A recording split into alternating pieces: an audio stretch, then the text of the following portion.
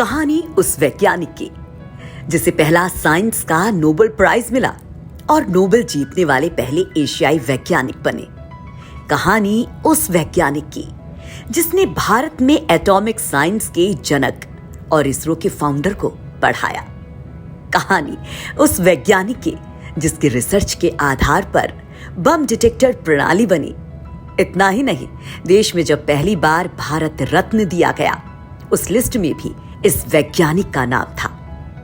हम बात कर रहे हैं डॉक्टर चंद्रशेखर वेंकट रमन यानी सीवी रमन की। आइए द कैप की खास सीरीज में आपको बताते हैं डॉक्टर सीवी रमन की खास बातें। 1928 में रोशनी को बिखेरने के प्रोसेस रमन इफेक्ट की खोज की थी। पहले भारतीय एशियाई वैज्ञानिक जिन्हें साइंस का नोबेल 1930 में मिला। रमन इफेक्ट के नाम पर ही मनाया जाता है राष्ट्रीय विज्ञान दिवस। बम डिटेक्टर प्रणाली भी डॉक्टर सीवी रमन की रिसर्च पर ही आधारित है। 1947 में भारत के पहले राष्ट्रीय प्रोफेसर बने डॉक्टर सीवी रमन। भारत में एटॉमिक साइंस की खोज करने वाले होमी भाभा को पढ़ाया। भारत में इसरो के फाउंडर विक्रम साराभाई भी डॉक्टर रमन के छात्र थे।